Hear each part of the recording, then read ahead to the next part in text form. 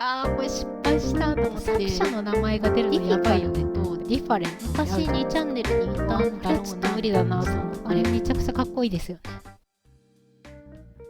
こんばんは、プログラマのピクセルです。2025年8月19日に撮影しています。ここからは私ピクセルが何の変哲もない仕事部屋からお送りします。ということで、今日からラジオを始めてみたんですけれども、なんかラジオを始めたきっかけを最初に喋りたいなと思っていて、この4月ぐらいから会社の研修を利用して、社内の人と、知らない人なんですけど、社内の人とグループを組んで、で外国人の先生が1人ついてグループ英会話レッスンみたいなに参加させてもらってるんですけど、なんかそこで何ヶ月も経ったので最近は割と喋れるようになったんですが、なんかその英語同行っていうよりも、なんかその人と話す練習したいなっていうふうに思ったんです。で、なんかそもそも遡ってなんで英会話やろうと思ったかっていうと、なんか去年ぐらいに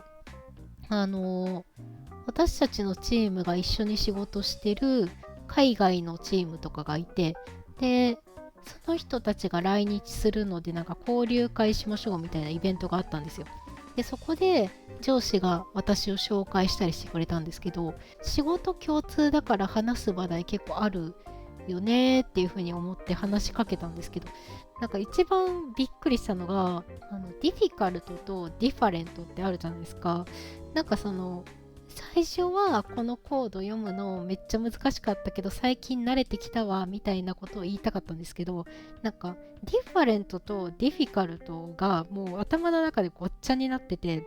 いやもうそこまでテンパってたんですよね。でこれってなんか英語できないからじゃねって思って、その英語を普段使い慣れてないから、とっさに外国人と喋れって言われた時に英語がパッと出てこないんだと思って、英会話のレッスンも最近何ヶ月か受けてるんですけど、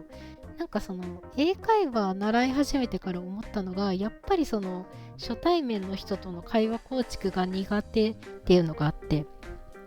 でテレワークのプログラムなので、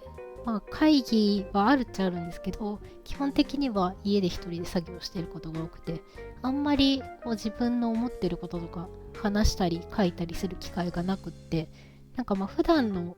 なんだろうな、会話のネタ帳みたいな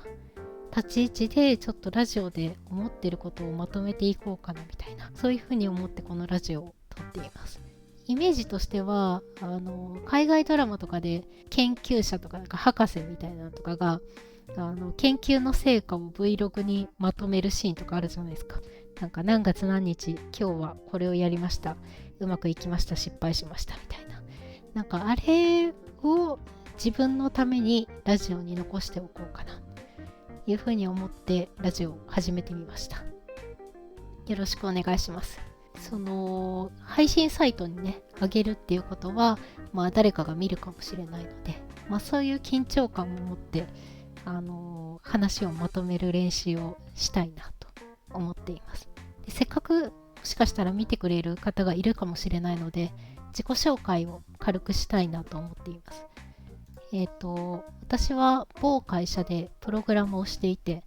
でプログラマーって、同業者の方でもそうじゃない方も学生さんもきっと見る可能性のある人はたくさんいると思うんですけど、プログラマーって言われたら何を想像しますか？私もプログラムの全容が分かってなくて、ここ何年もプログラムをやってるんですけど、改めてプログラマーって言われて何を想像するんだろうって思った時に、ちょっとチャット GPT にプログラムを書く仕事っていろいろあるけど、どんな仕事があるのっていうのを聞いてみましたので、ちょっとそれを出したいと思います。こんな感じですね。プログラムを書く仕事っていろいろあるけど、どんな仕事があるのって聞いてみました。で、ずらずらっと出てきたんですけど、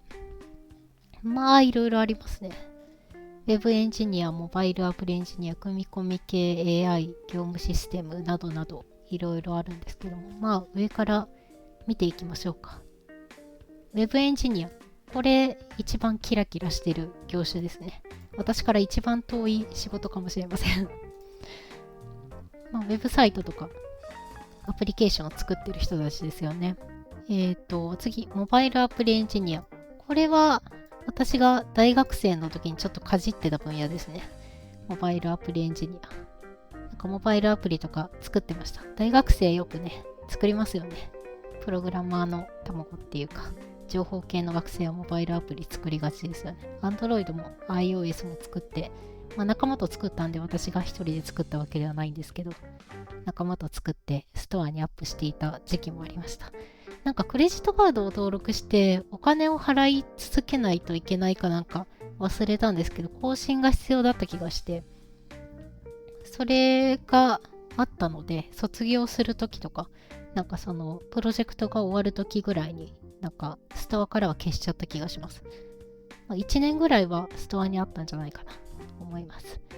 次、組み込み系エンジニアですね。私はここになります。仕事内容は家電自動車、ロボットなどのハードウェアに組み込むソフトウェアの開発ってありますけど、ざっくりこんなことをしていますね。使用言語は C、C++、時折 Java とか Assembly とか使っています。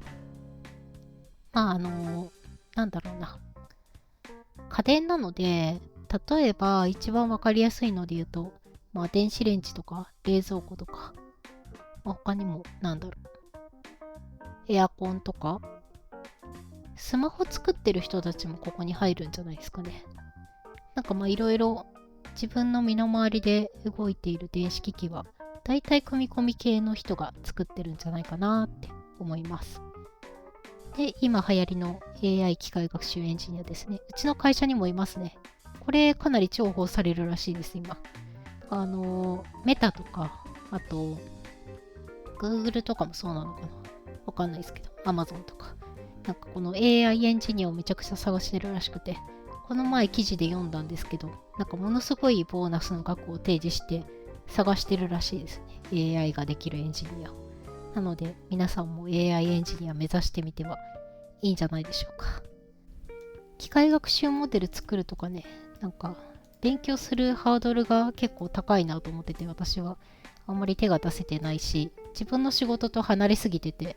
あんまりやる予定はないですけど、できたらかっこいいなと思いますね。業務システムエンジニア。これ、私の友達がこれかもしれないですね。もしかしたら他の分類が下にあるかもしれないんですけど、会社の業務用システム。業務用システムとはまた違うのかな、彼女がやってるのは。こういうのを作ってる人たちもいますよね。SIR だから、学生の時にインターンで SIR に行ってみたんですけど、SIR って何なんでしょうね。なんか、私が行ったところは、銀行の、なんか、お金を移動するシステムなのかななんかを作ってるとこで、そう。なんかもうめちゃくちゃブラックそうでしたね。なんか他の会社かどうかわかんないですけど、なんかめちゃくちゃブラックそうで、うわ、これはちょっと無理だなと思って、そこはインターン受けただけで、さよならしたんですけど、SIR も結構人気の職業なんじゃないでしょうか。品質保証エンジニア、テスト品質保証エンジニア。これ、うちの会社にも来てくれてる、業務委託さんとかっていうのかな。協力会社とかっていうのかな。会社によって言い方はいろいろあると思うんですけど、来てくださっている方いますね。インフラエンジニアね。インフラエンジニアか。さっき話した私の友達はもしかしたらインフラエンジニアかもしれないですね。企業の、みんなが使うパソコンの整備だとか、なんかソフト入れたりとか、なんかそういうのをやってるって聞きました。インフラエンジニアが一番有名なのはあれじゃないですか。星野源と新垣結衣が出てた逃げ恥で、古田新太さんがやってたのがこのインフラエンジニアでしたね。そこで聞き覚えがある方もいるのかもしれません。ゲームプログラマーですね。で、一番憧れの職業ですね、私の中で。ゲーム大好きなので、ゲームプログラマーの人たちは本当にすごいなと思います。ゲーム終わった後にエンドロール流れるじゃないですか。あれめちゃくちゃかっこいいですよね。なんか、私もともと演劇部なんで、なんかその最後に自分たちでエンドロール作って流したりとかしてたんですけど、なんかこう自分たちが作ったものが世に出て、そこに自分の名前があるってめちゃくちゃ素敵ですよね。なんか自分の名前見つけたら泣いちゃうんじゃないかなって思っちゃいますね。なんかそれで言うと、最近アニメもいろいろ見てるんですけど、アニメの、オープニングエンディングで名前が出たりとか、あと作者の名前が出るのやばいよねって思ってます。これ共感してくれる人いるかな？自分が書いてた漫画がアニメになって原作誰々って自分の名前が出てたら結構感動するかなって思って、なんかその作者が感動しそうだなっていうのを想像してこっちが泣いちゃうみたいな、なんかそういう感じですね。いや嬉しいだろうな。その作者の思った通りにならない残念なアニメみたいなのもよく聞きますけど、なんか何か形になるっていうのはすごい素敵なことだなと思いますね。セキュリティエンジニアとかライブラリ開発者とかいろいろいますね。はい。いろいろあるんですけど、私は組み込み系エンジニアですね。エンジニアとかプログラマーの中ではどうなんですかね。人数が比較的少なめなのかなと思います。なんか同じ大学の子が組み込みエンジニアになってるっていうのも1人くらいかないるんですけど、あんまりいないですね。あと女性少なめですね。組み込み系エンジニア。なぜか。オタクのおじさんが多いですね。私、一昨年ぐらいかなに、社内で移動して全然違うことをやってる部署に移ったんですけど、なんか移る前はわりかし、なんだろうな、昔2チャンネルにいたんだろうなみたいなおじさんとか、ニコニコ好きそうなおじさんとか、会社のチャットでいにしえのネットスラングを使って会話してる痛いおじさんとかめっちゃいたんですけど、今の職場全然いなくてですね、やっぱりなんか組み込み系って言ってもやる場所が、やる分野が、やる対象が違うと雰囲気違うのかなと思って、ちょっと面白いなと思ってます。私はにわかオタクなので、なんか前の職場にいたおじさんほどガチではないんですけど、ちょっと今の職場オタクっぽい人が少なくて寂しいですね。はい。というわけで、こんな感じの仕事をしている人です。で、最初に英会話のレッスン受けててみたいな話をしたと思うんですけど、この前、そう、昨日ちょうどレッスンがあって、なんかそこでめちゃくちゃ恥ずかしいことがあって、ちょっとこれ聞いてほしいんですけど、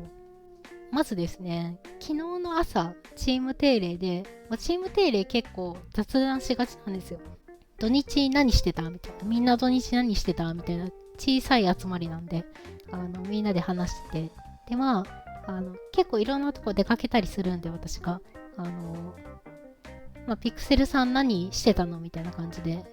上司とか別の人に聞かれて、なんか面白いとこ行ったのみたいな聞かれて。いや、なんか、あんまり面白いとこに出かけたっていうのはないんですけど、アニメのポップアップストアに行きましたみたいな話をして、で、なんかすごい並ぶって聞いたんで、お店が開く前から並んで行ったんですよねみたいな話してて、で、アクスタ買いたくてアクスタ買いに行きましたとかっていう話をしてたら、なんかその会社のおじさんたちの娘さん世代が結構そういうオタ活みたいなのにやってる子が多いっぽくって、でその親であるおじさんたちも結構知ってくれてて、アクスタねみたいな、なんならなんかうちのリーダーとかは結構アクスタ集めて会社の棚みたいなとこに並べてる人とかもいるんで、アクスタ買ってきたんだみたいな、いいねみたいな話で一盛り上がりしたんですよ。でもうなんかその日の中でなんかそれが若干持ちネタじゃないですけど、人に話せる話題みたいな感じでパッケージになった感があったんですよ、そこで。だから英会話の授業でも最初にこの週末何してましたかみたいな話になって、アクスタ買いに行ってみたいな、開店前から並んでみたいな話をしたんですよ。で、アクスタが英語で何て言うか分かんなくって、皆さん分かります？アクスタ、なんだったかな、アクスタって英語でなんて言うのっていう DMMA 会話のサイトがありますね。ああ、これだ、これだ。これ出るかな。これでどうだ。あ、出た出た。これがね、発音できないんですよ。アク、アクリティックスタンドみたいな、なんかこういうらしいんですけど、これが全然知らなくて出てこなくって。で、プラスチックの板に、キャラクターが印刷されてて、机の上に置くやつなんだよみたいな感じで説明したんですけど、うまく説明できなくって。で、じゃあもういいわ、見せるわ、みたいな。I show you って言って、ちょっと待っててって言って、アクスタを見せたんですよ、こうやって。アクスタこうやって見せたんですよ。これ買ってきたのみたいな感じ。そしたらさ、なんか、あんまり盛り上がらずに、あーみたいな。あー、それ見たことあるかもみたいな感じだったんですよ。あー、これ失敗したと思って、さっきも話した通り、その同じ会社でも、同じ組み込みプログラムの中でも、オタクじゃない層っていうのがやっぱいるんですよ。私の中ではもう組み込みプログラマーは結構みんなオタクっていう認識だったんですよ。前の職場で育ってきた中で。でもその感覚が染みついてるから、なんかその職場の人誰でも、まあ、庶務さんとかね、全然違う部署の人とかは別ですけど、まあ、なんか現場で作業してるような人、プログラマーだったら、なんだろう、オタク文化分かってくれるみたいな、なんかそういうなんだろうな、思い込みがあったんですよ。思い込みがあって、で、アクスタ見せて、ちょっとね、その、見せたアクスタが多分良くなかったかもしれない。2つ買ってきたんですよ。推しのアクスタと、で、今回、絵がめちゃくちゃ良くて、その推しのアクスタと、ついで飾ったら絶対可愛いだろうな、みたいなポーズの別のキャラクターがいたんですよ。で、その2つのキャラクターのアクスタを、なんだ隣同士で飾ろうと思ってで2つ買ってきたんですよ。でなんか推しのアクスタを見せるのはちょっと恥ずかしいからなんか2枚目に置いてあった推しじゃない方のアクスタ見せようと思って持ってきたんですよ。で何も見ずに多分2枚目に推しじゃない方がいると思って持ってきて出したら推しだったんですよ。推しだったんですよ。いやもうマジで恥ずかしかった。あこいつの推しこれなんだみたいな。いやめちゃくちゃ恥ずかしかったですね。コミュニティの中でオタク度がどれぐらいなのかっていうのがちょっとこれから話すときは意識しなきゃダメだなって思いましたね。で次の話題なんですけどこれはちょっと熱が冷める前に話しておきたいっていうのが一つありまして昨日 YouTube 見てたら皆さんご存知かわかんないんですけどリップスライムの熱帯夜っていう曲あるじゃないですか。それを踊りながらあれ中学生なのかな多分中学生だと思うんですけどなんか特殊な学校でこう廊下がぐるっと一周あって多分真ん中に中庭とかがあるんだと思うんですけど一周ぐるっと回れる学校で踊り狂いながら練り歩くビデオみたいなやつがあって YouTube でめちゃくちゃ再生されてるんですよ。それが多分ね11年前とかだったのかなと思うんですけどその後多分同じ人たちが高校生になって同じことやって動画投稿しててなんかその辺で終わってたんですよ。それ以外にも同じチャンネルでパラパラ動画が出てたんですけどまあそういう子たちがいてで先週ぐらいかなに社会人バージョンが出たんですよ。と思ってうわあの子たちまだ仲良しで社会人になってリップスライムの熱帯夜踊ってんだみたいなしかも学校がめちゃくちゃ改装されてて綺麗になってるっていうのでめちゃくちゃ全私が湧きましたねあれは。ちょっと知ってる人に話さないとあんまり伝わらないかなと思うのでここで誰かに届けっていう感じですね。届いてくれたら嬉しいです。でエモいといえば先日オレンジレンジのいけない太陽令和バージョンみたいなのが上がりましたよね。あれもめちゃくちゃエモかったですね。平成ネタみたいなのをねいろいろ散りばめててで何があったかなまあデコ伝みたいなのとかももちろんあったしあと何があったかななんかパッとは出てこないですけどなんかそういうのがあったりとかあとは最近平成に流行ったギャルたちが買ってたような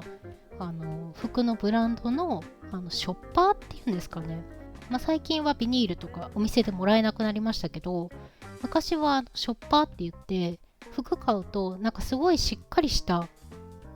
たよね、あの時期ね。しっかりしたその店舗独自のデザインのカバンみたいなのに入れてくれてたんですよ。なんかビニール製ではあるんだけど、ちょっとしっかりした持ちのある感じのビニールっていうかのマイバッグみたいな感じかな、今で言うとわかんないけどに入れてくれてて、で、学校とかだと中高生の時とかそれに体操着とか入れて持ってきてる子がいたりとか、なんか大人のギャルの皆さんとかだったらそれで多分遊びに行ったりとかしてたのかなっていうのがあって、でそのショッパーがポーチになったやつが最近売り出されてたりとかね、そういうのがなんか最近平成エモいよねみたいなコンテンツがいろいろ出てる気がしますね。あとなんだろうな、ガラケーの時にリスモってあったじゃないですか、昔。i モードとかそういう時代の時にリスモで曲聴いて、au のサービスなんですけど、リスモでなんか曲ダウンロードしたりとかして聴くみたいな。私 au だったのでリスモ使ってて、で曲いくつか買ってたはずなんですよね。そう買ってたんだけど、あれがどうなったかっていうのが未だに分かってなくて、多分移行期間があったんですよ。スマホとかに移る時代の時に。でその多分移行期間を逃してリスモの中で永久凍結されてますね、私の買った曲たちは。もう取り出せないなと思います。携帯ね、まだ実家にありますけど、多分もう起動しないでしょう。後ろのバッテリーがめちゃくちゃ膨らんでましたから、もうあれちょっと起動する気にはなれないですね。でも多分中にあるか、リスモのサービスが終了してるんで、もう永久に取り出せないかどっちかですね。はい。ちゃんと移行できた人、偉いなと思います。その時期は、なんだろうな、モバゲーとか、朝までから騒ぎっていう掲示板とか見てましたね。朝までから騒ぎとか、懐かしいですね。なんか奥様方の不倫話とか、なんか不純な話を学生なのに夜な夜な読んでましたね。あと夜な夜な読んでるで言うと、携帯小説めちゃくちゃ読んでました。で今でも覚えてるのが1個あって、どこに掲載されてたかのもう忘れちゃって、どうなってるかわかんないんですけど、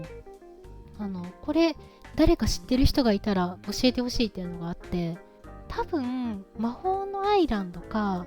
小説家になろうかなんかその辺か、あとはモバゲーの中でも携帯小説書けた気がするんで、なんかそこかわかんないんですけど、覚えてるのがちょっとホラーなんですけど、友達とデスゲームみたいなのに巻き込まれて、でなんか最後のシーンでテトリスをさせられるんですよ。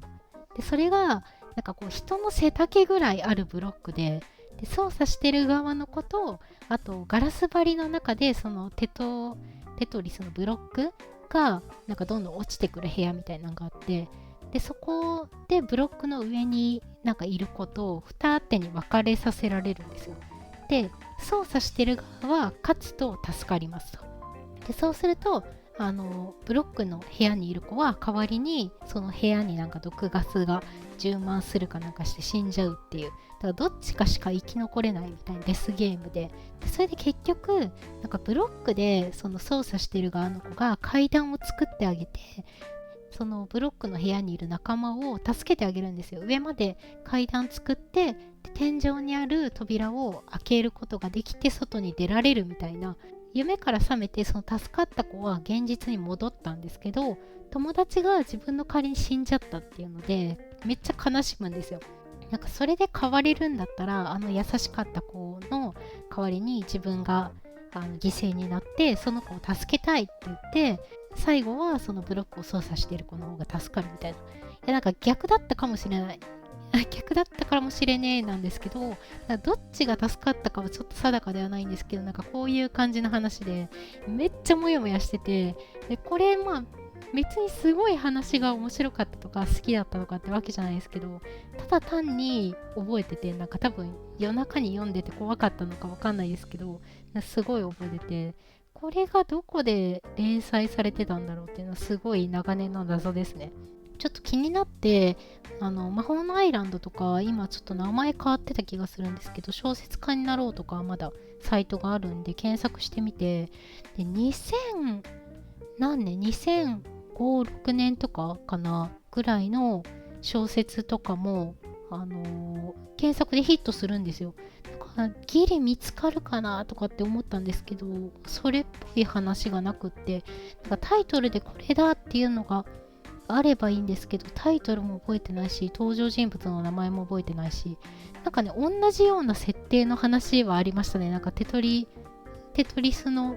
ブロック、なんていうんですか、あれ、テトリミの、わかんないけど、テトリスのブロックがなんか上から落ちてきちゃって人が死ぬみたいな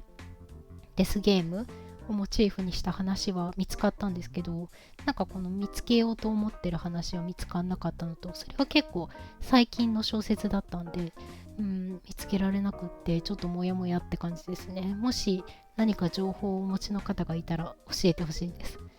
というわけで初回なのでこれぐらいで終わりたいなと思います。もしまた話したいネタが見つかったら、多分いろいろあると思うんですけど、話したいネタが見つかったらまた撮ろうかなと思います。それではお疲れ様でした。バイバイ。